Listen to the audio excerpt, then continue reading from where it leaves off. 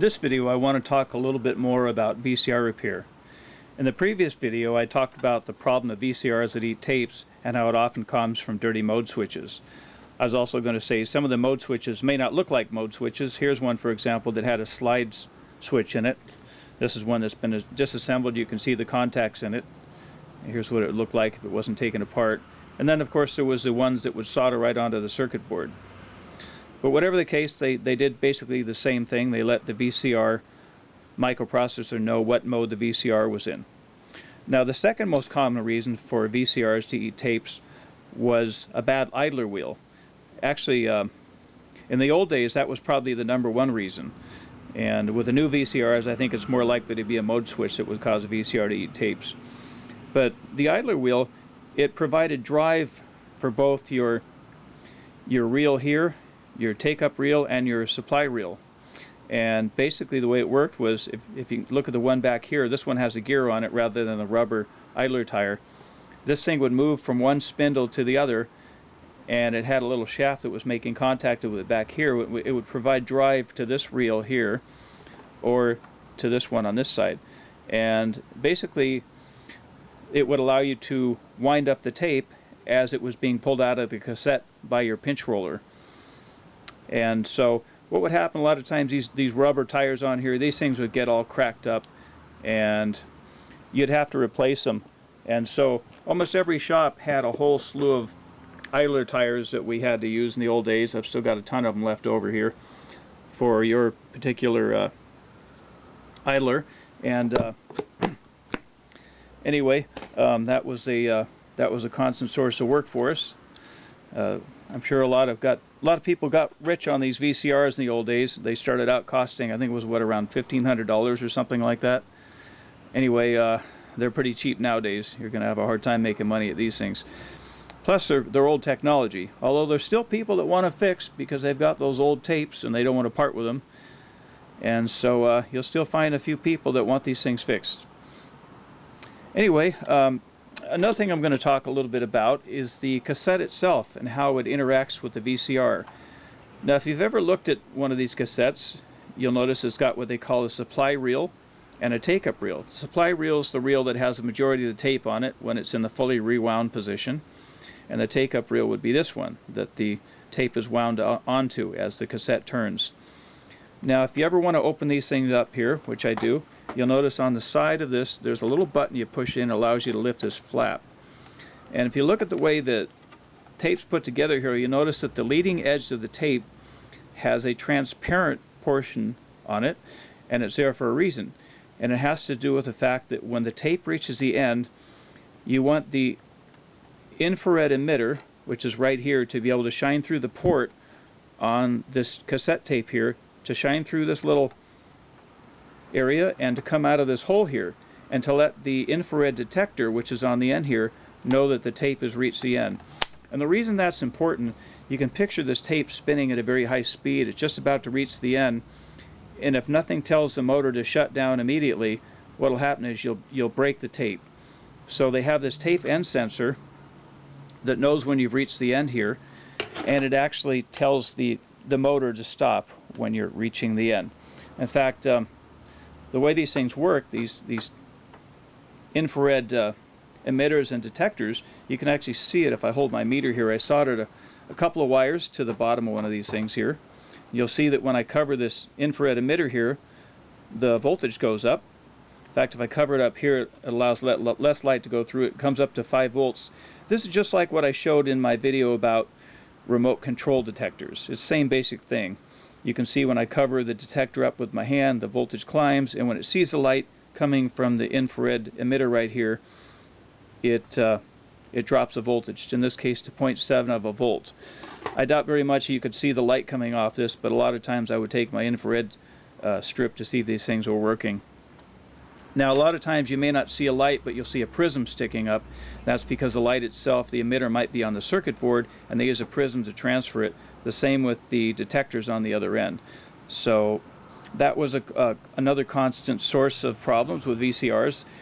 You wouldn't get adequate voltage drop when the light hit the detector, and the detectors could cause some problems as well as the emitters.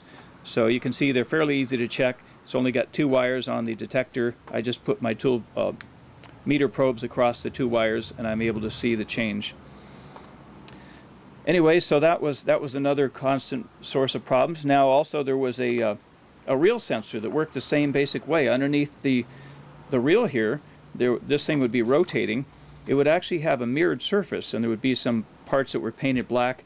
And as this thing was rotating here, the infrared detector would actually know that it was rotating and allow the VCR to keep operating. But if for any reason the thing quit turning, it would cause the VCR to shut down. So sometimes you'd have to lift up these spindles here, get access to the infrared emitter and or detector, and replace them on occasion, and that would also fix the VCR. And speaking of sensors, there was also what they called a counter sensor that would, you know, sort of keep track of where you were on the tape. Those could go bad. And then there was the dew sensor. Now they actually put a dew sensor in there that if it sensed too much humidity, it would actually cause the VCR to shut down as well. And the reason they did that is if you ever bring a VCR from a cold environment to a warm environment, you might see a lot of humidity starting to bead up around the head and whatnot. And that can be a real problem. And part of the reason that can be such a problem is because when the head wraps itself, when the tape is wrapped around the head here, as you can see here, supposedly there's a real thin pocket of air between the tape and the cylinder that's spinning at a very high speed here. And they don't actually want the tape making contact with the head itself. It's close enough to transfer magnetic information, but from what I understand, there's just a very thin layer of air in there, and it kind of preserves the head as well as the tape by making it that way. And so if this thing were to get wet for any reason, what would happen is the dampness would cause the tape to get snagged, and I've seen these things wrap right around the cylinders. The same as when you put in a head cleaning tape. If you use a liquid type, that can actually leave a moist residue behind and cause the tape to snag itself around the head, and you'll ruin your tape that way, and you don't want that. So the dew sensor, the way it was designed, it was a little, here's one here. I believe this one, if I'm not mistaken, it would be about 500 ohms when it was dry, and I think it went up to like 1,000,000 ohms when it got wet. So the resistance actually went up instead of down. I thought it would be the other way. So that was another sensor that you'd have problems with from time to time. There was usually an indicator on the front of the VCR that said dew. It would let you know that there's too much humidity inside. If it were my own VCR, a lot of times I'd just cut these things out, or I'd short them or something. I don't remember which one it was. Or put a resistor in there because I didn't want to bother to replace a dew sensor if it was my own VCR. But yeah, now as far as cleaning heads, I think I should talk a little bit about that as well. That's another constant source of problems, is dirty heads.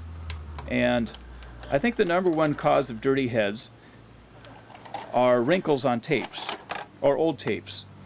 Now if you've ever opened up one of these cassettes here, you'll notice that the tape itself that goes over the head is nice and smooth. And every once in a while, if you get one that's all wrinkled up because somebody else put it in a bad VCR or whatever, the tape starts to make contact with the video head itself, and that can cause you a lot of problems. That can dirty it up instantly. In fact, you can clean a VCR, put a dirty tape in, and instantly you got talking about cleaning the video head. That's a constant source of problems also. Or it can cause a lot of problems when you get a dirty head. One of the common symptoms is your screen will turn blue on your monitor, or you'll get a distorted video. Oftentimes the video blanks out altogether and you get a blue screen though. Now my favorite way to clean the video head is to take acetone and put it on a piece of finely woven cloth. I buy these special cloths. What do they call them? Tech spray or Tech Clean Till Wipe or something like that. Anyway, the reason I use this rather than the Q-tips, a Q-tips has little fibers in it that can actually damage the head. Now the head itself is inside of the cylinder here. Let me see if I can pull the camera off and give you a little view of the head. If you look carefully, there's the head right there. It's in a little slot right there.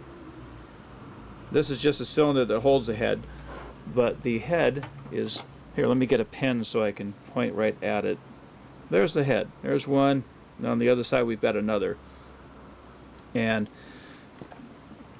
when you put the tape in, and the loading assembly loads the tape there. The head is actually spinning around real fast and laying out a lot of information on this head. This cylinder here is traveling at a very high speed. In fact, the speed has to be precisely regulated, so if you were to slow this down with your finger, or the capstan for that matter, your picture would distort. Everything has to be synchronized just right to be able to retrieve the information that's on the videotape. So when you go to clean these things, it's important that you don't press too hard against here, for one, because the video head is a little bit on the fragile side. And here, let me put this back up on the stand here. So what I usually do, I saturate this thing in acetone and I spin it like this. And acetone does a very good job of getting the soot off the heads. It does a much better job than alcohol. I know some people think it's dangerous to use acetone, but I've never had a problem using it. And it was recommended to me by a professional many years ago, so I have no problem doing it. Some people use what do you call those, self-cleaning tapes, you know, the tapes that are designed to clean the head for you. You can do that, and sometimes you get away with it. But if you use the liquid time, don't ever put a videotape in too quickly after you use the liquid type, because it'll cause the tape to snag around the head. The other thing I was going to caution you about is don't use the abrasive type on a repeated basis.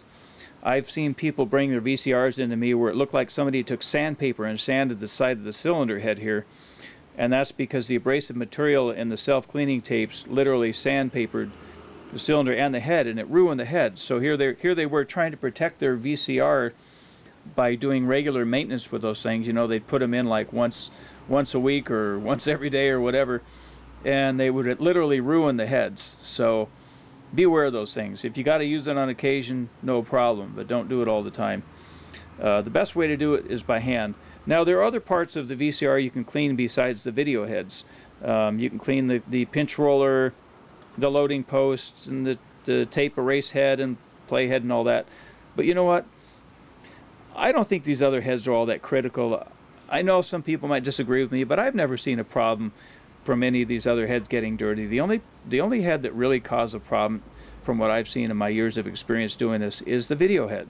That's the one that gets clogged up the most easily. And anyway, so again, you just hold your acetone saturated cloth on there, spin it like that. Now, I was going to say, if you're ever working on one of these things, you got outside light coming in, you might discover that your VCR doesn't work right. Sometimes an outside light will cause the VCR to go into shutdown. So if you've ever got any funny symptoms you didn't start out with, you might put the cover back on it and try it again. One other warning I was going to give, now you might notice this one here has a little, this is actually a self-cleaning head right here, and this thing is supposed to move in toward the head and touch it at a particular cycle.